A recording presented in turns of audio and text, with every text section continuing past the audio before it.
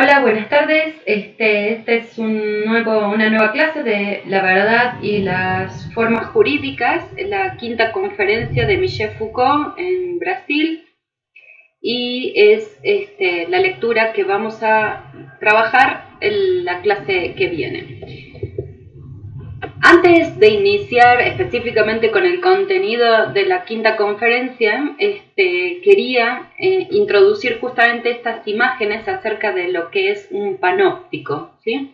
Esta idea de Foucault de que nuestra sociedad es una sociedad panóptica tiene que ver con esta construcción que diseñó un inglés en el siglo XIX o XX, ya, después les doy bien el dato, y tiene que ver con esto, con la estructura es una estructura arquitectónica en donde se supone que la cuestión de la vigilancia se abarata los costos, o sea, se abarata el costo de la vigilancia porque esta estructura tiene un lugar central desde donde se vigilan las crujías en las cárceles. Es una forma de construir cárceles en realidad, y para abaratar y para saber lo que están haciendo los prisioneros, muchos al mismo tiempo, lo cual abarata la cuestión de la vigilancia,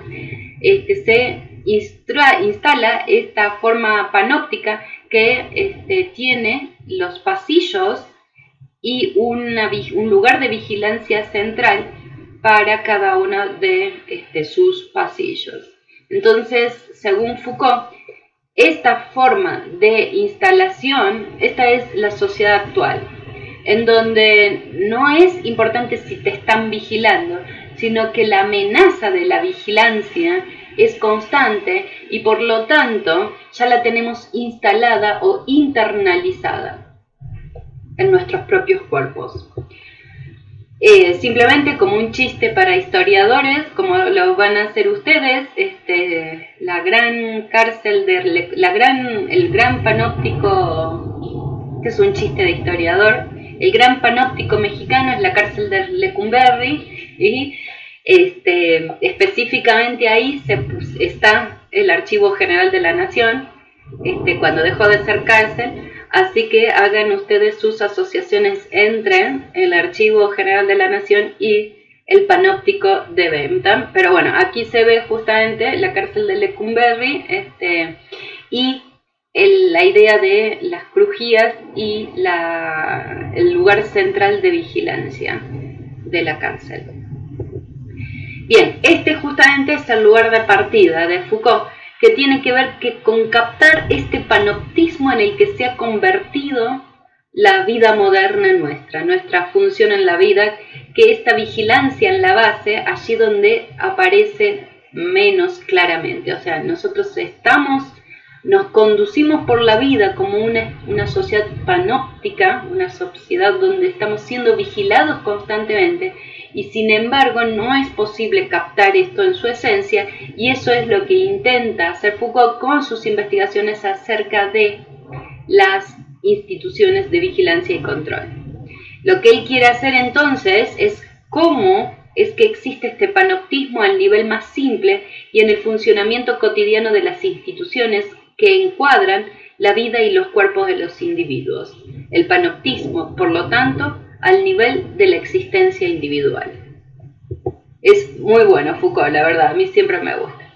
Entonces, él dice que la institución moderna, tal cual nosotros la conocemos actualmente, aparece justamente en el siglo XIX y es una herencia directa de dos corrientes que provienen del siglo anterior, que se amalgaman conformando lo que conocemos actualmente como la institución, nuestras instituciones, que tiene que ver con la técnica francesa de internación, y para ello habría que leer el otro maravilloso libro de investigación de Foucault, que es La historia de la locura en la época clásica. Cuenta justamente la evolución de las formas de concebir la locura y las formas de internación y de cómo organizarse ante la locura. Es largo, pero aparece, digamos, como un momento en que los locos no parecían molestar, otro momento en que se los lleva al ostracismo, la nave de los locos, esta experiencia de meter a todos los locos y mandarlos al mar. Poco a poco, digamos, como la identificación de la anormalidad, la medicalización y luego posteriormente el encierro. Esa es la técnica de internación. Y por otro lado, el procedimiento de control inglés, que tiene que ver con que el grupo es el que controla la actitud o la forma en que te vas a ordenar, ¿no? O sea, como que el modo en cómo te vas a conducir por la vida. Entonces es justamente esta idea de que te están vigilando, el grupo es el que te vigila, la familia es la que te vigila, la madre es la que te vigila, el padre es el que sanciona. Esta idea de vigilancia y control grupal, digamos, es un procedimiento inglés de control, y él dice que estas dos corrientes que provienen del siglo anterior se fusionan en el siglo XIX justamente construyendo lo que hoy en día conocemos como instituciones, que no son instituciones donde excluyen a las personas, ¿sí? Sino que son instituciones que, dice Foucault, fijan a los individuos en un lugar, ¿sí? En el siglo XVIII, y hace esta, que a mí siempre me gusta, este juego de palabras, que en el siglo XVIII se daba una reclusión por exclusión.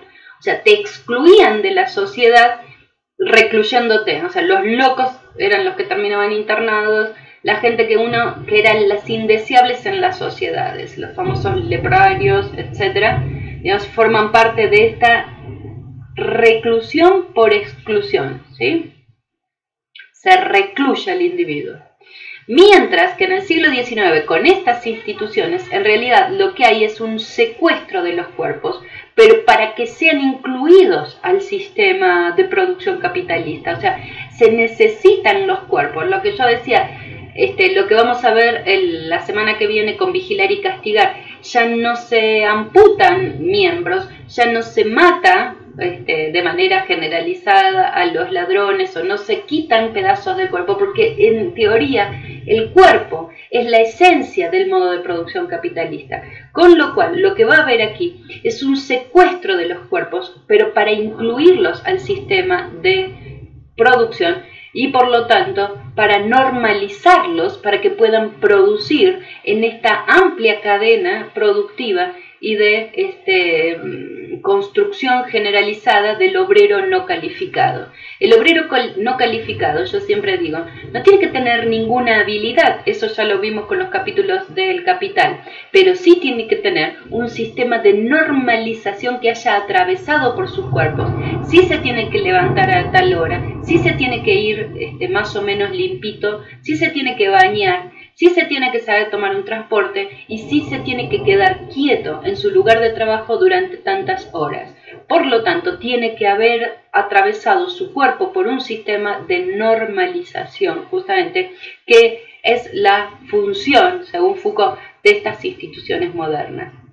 Finalmente dice que estas instituciones pueden o no ser estatales, no es necesario que el Estado intervenga, aunque justamente el Estado se ha encargado específicamente de construir estos sistemas institucionales, pero no es necesario. Lo que sí es necesario es que existe una red institucional de secuestro de los cuerpos, y esto sí, pasas de un lado a otro y se van como amalgamando las distintas instituciones a medida que te vas comportando de tal o cual manera. Si te vas comportando mal, te van pasando de institución a institución, hasta que terminas encerrado con una lobotomía en la cabeza, como le pasó a Francis Farmer en esta película tan maravillosa que es Francis. Oye, me agarró la beta fílmica.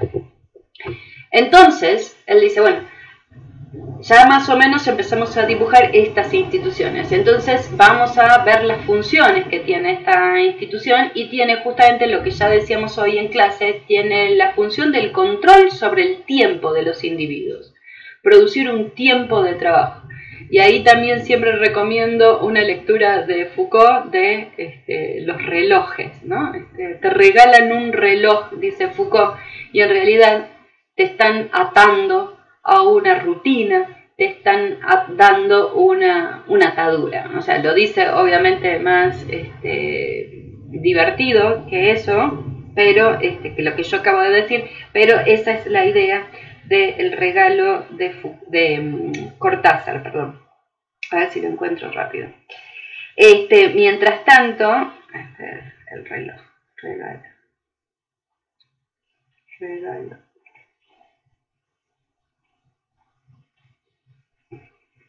Bien, la segunda función de los cuerpos es el control de los cuerpos, justamente. La segunda función de las instituciones de secuestro es efectivamente el control de los cuerpos.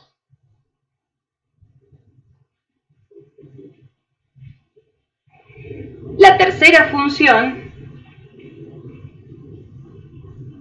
es la creación de un nuevo tipo de poder que tiene que ver con un poder político, económico, judicial, la capacidad de construir castigos y recompensas, ¿sí? Esto justamente también es súper interesante porque forma parte de todo lo que conocemos como este sistema de órdenes de la que estábamos hablando en clases, y que justamente te sancionan, te piden que hagas algo y que te sancionan. Entonces, la función de la educación y de estas instituciones como la UNAM y todas las instituciones de educación funcionan justamente con castigos y recompensas.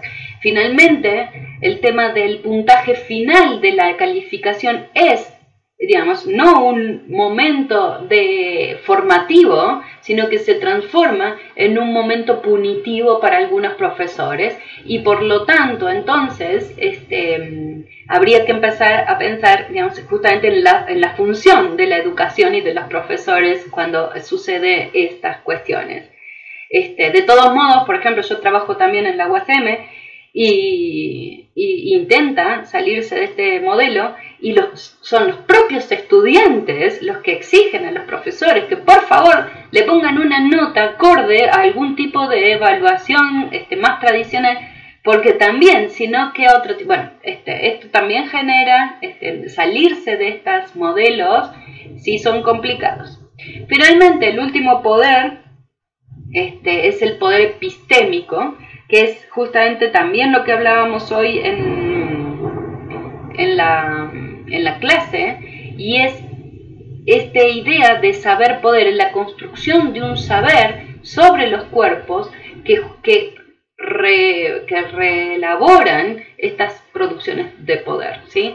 Lo estábamos hablando con Javier sobre la cuestión de la medicina, ¿sí? Lo médico, la capacidad de decir estás enfermo, y lo que supone para la construcción de una persona o de un paciente, la construcción del cuerpo, de un cuerpo enfermo, la capacidad de decir eso, y la capacidad, por lo tanto, también de poder curar. Si decís que estás enfermo es porque tal vez puedas curarlo. Y en ese sentido, el poder epistémico que se produce sobre los cuerpos, no solo por el descubrimiento de que hay tal o cual bicho que está jodiéndote, sino por la capacidad de influir sobre esos cuerpos y sobre el ejercicio del control sobre los cuerpos una vez que te diagnostican con tal o cual cuestión.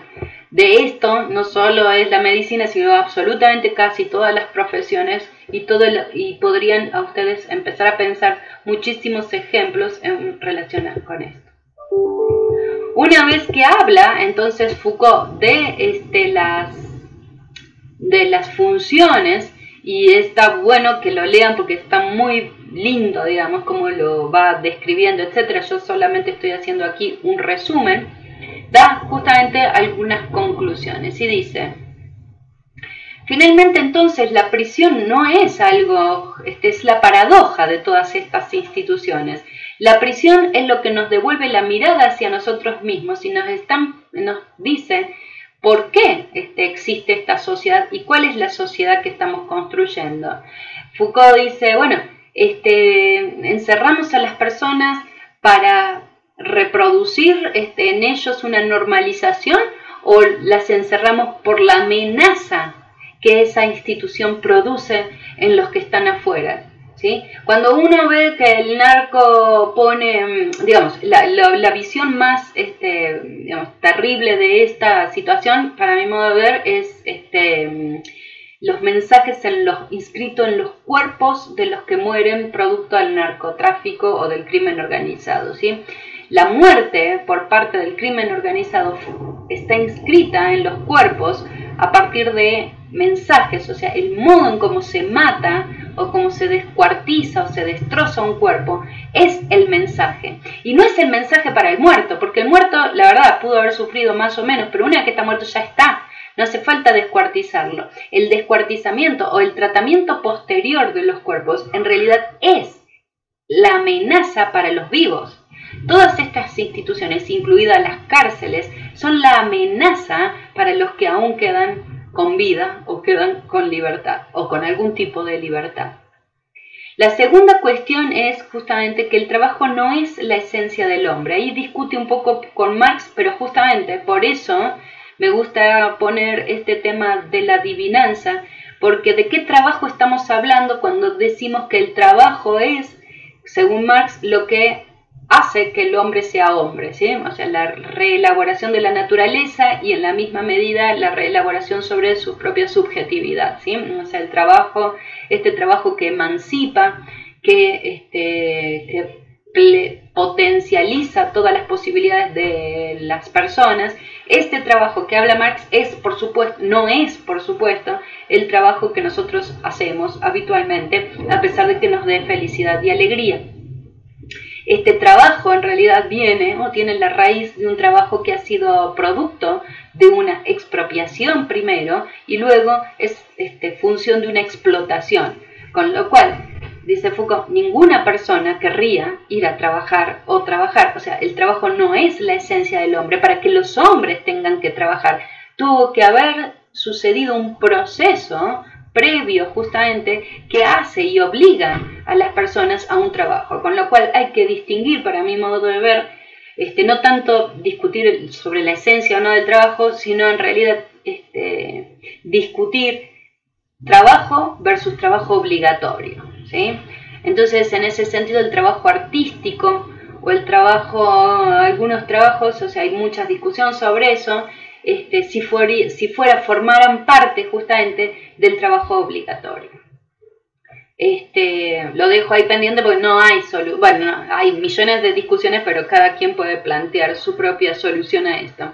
Luego, la tercera conclusión de Foucault es que el subpoder, o sea, la construcción de personas que no tienen poder o que tienen menos poder, es una condición necesaria de la plusganancia.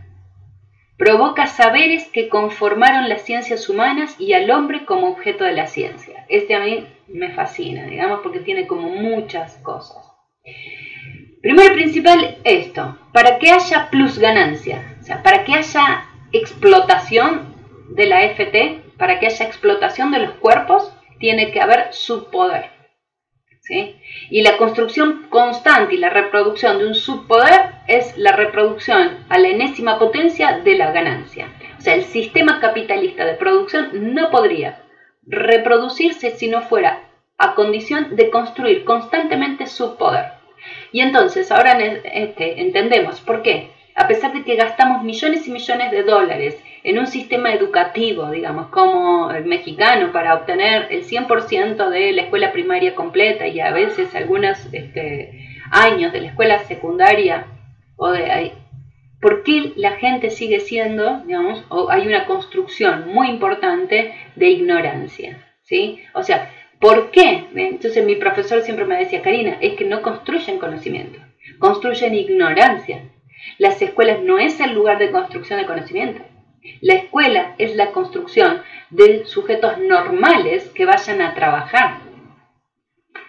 En ese sentido, las ciencias humanas, todas las ciencias sociales, todas las ciencias, la medicina incluso, tienen al hombre como objeto de investigación y tienen justamente,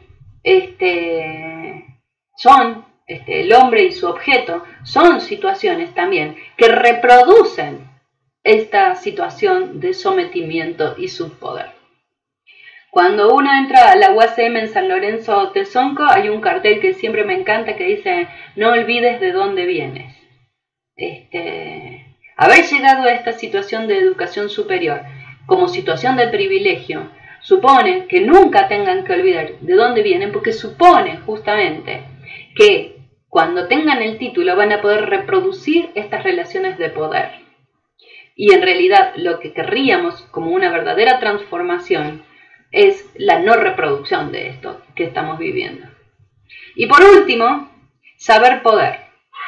La relación de saber-poder, la cuarta función, digamos, la construcción epistémica de esta relación que estoy diciendo, que están justamente enraizados, digamos. Tenés un título de licenciatura y tenés más poder sobre los otros, y en vez de usarlo para reelaborar las relaciones, se usa justamente para reproducir estas relaciones de dominación.